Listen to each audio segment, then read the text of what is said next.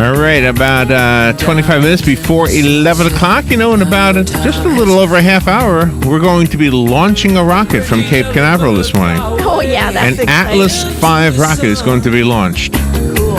And Sara Paretsky is launching a new book today. That's awesome. The book is called Fallout, and my goodness, this is a great one. She has, it's kind of like when you find somebody who's really good at something, you can always expect that they're going to do something really good the next time they do it. Mm-hmm. She has won something I will never, ever win. She has won the Carrier Diamond Dagger Award from the Crime Writers Association in Great Britain. She is lauded as one of the greatest mystery writers of all time. She is one of only 4 living writers to receive both the award I named, the the Carrier Diamond Dagger Award, and the Grandmaster Award from Mystery Writers of America. And her new book is called Fallout. It is a V.I. Warshawski novel of suspense.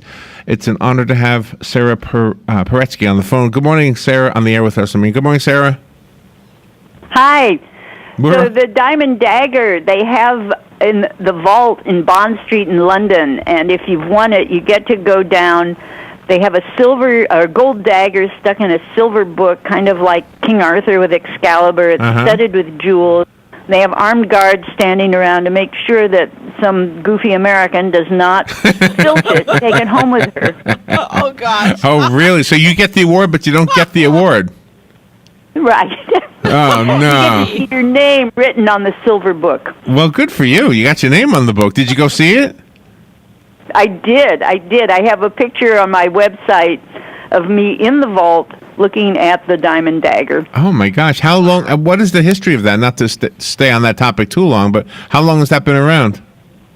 Oh, not that long, maybe 20 years. The jewelers, Cartier, they just agreed. Somebody was having drinks together on a plane, and they said, oh, why not do something for the mystery writers? They never win Nobel Prizes. Let's give them diamond daggers.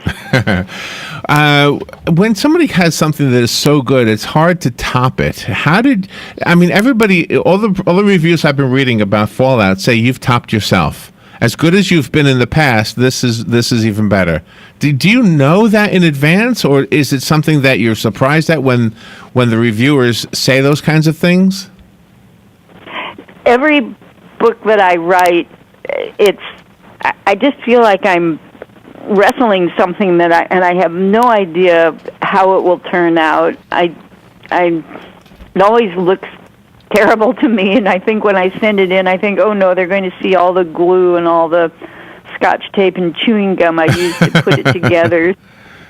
So I sit around pretty nervously waiting first for my editor's reaction and then for the reviews. And I think in some ways, Fallout, I took V.I., who lives and works in Chicago, where I live and work, but I sent her back to Kansas, which is where I actually grew up. And I kind of made her confront my own demons and issues from the Kansas of my childhood, and maybe it was personal enough that the book just feels more personal and intimate to people who read it. That is interesting. But did you know you would? I guess you knew that as you were doing it, though. But you couldn't have known that people would respond to it that way. No, indeed. I think when you start thinking about how people will respond, or at least when I do, I freeze and I can't write, because I think my readers are so generous and so responsive, and I'm always terrified that I'm going to disappoint them. And so when I start thinking about that, then I can't write. So I have to pretend they don't exist while I'm writing. So could you have written this 10 years ago? I don't think so. I don't think 10 years ago I was ready to think about Kansas in these ways. I don't know where you grew up, but if you grew up in the Midwest or grew up in the West, the desert West, not the West Coast, your life was filled with missile silos. They were everywhere. You knew that you were expendable, that this is where they put missiles because they didn't think it mattered if you got hit. And so part of the book is going back and looking at what that meant in people's everyday lives. Some of it was much more personal than that. My dad was a cell biologist. He worked on the fringes of the bioweapons world, And we grew up, one of his colleagues is a woman who seriously did research on tularemia, a disease that could be weaponized. And she wanted my brothers and me to go out in the fields and catch sick rabbits for her. So my mother put a stop to that because she didn't want us to be on the front lines of biological experiments. No, that's a good idea. Smart mother. You also have some humor in your book because Vi takes her dog with her.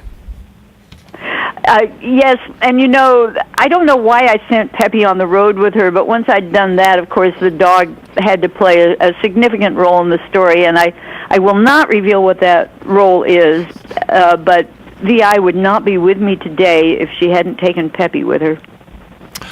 The book is called Fallout, and we've kind of teased the audience a little bit. Give them a sample of what the story is about, maybe like a movie trailer version in words.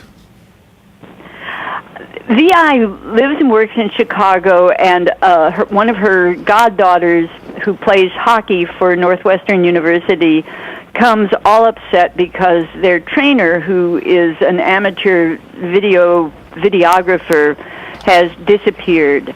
And he has gone to Kansas with an aging African-American artist who wants an origin story filmed of her own childhood in Kansas.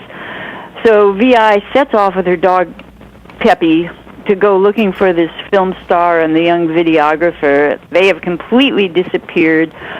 Vi finds little whiffs that they've been around my hometown, Lawrence, Kansas, and so she digs in her heels and gets locals to tell her things that they were vowing they would never say to her, and kind of uncovers a whole rat's nest of just the way life is in small towns, where everybody knows everybody's secrets, but nobody says them out loud because that's how you keep going, is to pretend you don't know what everybody has done. Wow. So there's a tease and a half right there.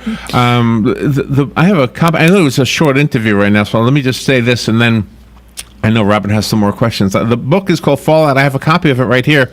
Call me if you'd like the copy that was sent to us, and the rest of us will have to go buy it. And we'll ask Sarah in just a little bit if there's a website dedicated to this or not. Oh, you also attack this problem from a psychological point of view. Thinking of the woman who's middle-aged and suffers from bipolar disorder and has been kind of written off. She has some memories of what happened in a field outside Lawrence, Kansas, that everybody claims she's just crazy. She's making it all up to get attention. Vi is the one person who can hear what she's really saying, and that's kind of what leads to unraveling the story. So you also make people feel that they are worthwhile, they have something to contribute. I think that was where I started as a writer, even back in my childhood, is feeling that everybody has a story, everybody has some value. I was named, this is maybe heavier than people want to hear in the morning, but I was named for my two grandmothers who were killed in the Holocaust. And the thing that I always was terrified as a child was all these millions of people who just disappeared without their name being known. And so for me, storytelling is a way of reclaiming name, reclaiming identity. And that's what Vi does, is she pays attention to people on the margins and says, yes, your stories matter, and I will listen to them. Wow. You're amazing. Yeah, it is. Absolutely great. It is really true. Yesterday we had a guest, and he wrote a short story, and he's a young writer, and he was rejected by a publisher. And the publisher or the editor, somebody wrote him a note and said, I just didn't buy the ending. And so he went back over and he found a part that he could fix with just a 5-word sentence. He wrote that 5-word sentence, and then he got some kind of a publishing deal just with that one little change. So, oh my word, good for him. Isn't that amazing? So a young writer like that benefits from constructive feedback. An established writer like yourself, I mean, are people shy of telling you those kinds of things? Or, do you know what I mean? I mean, it's kind of, It would be weird to tell you, oh, we don't, this, you need to add a 5-word sentence. I wouldn't even dare to say that to you. Yeah. Oh, I hope you would. I hope that if something isn't working, people will step up and tell me about it, because why would I keep doing this if I can't get better at it? Wow. Even coming from you, that's just amazing. So okay, I know you have to run, but we could ask more questions. I do have a website. That's what I want to know. That's what I want to know. Yeah. What is your website? SaraParetsky.com. Okay, Sarah? And you can go read an excerpt from Fallout there, and if you like it, it tells you where to buy it.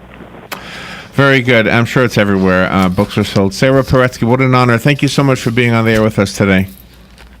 Thank you, Larry and Robin. This was great. You're welcome. We will be right back.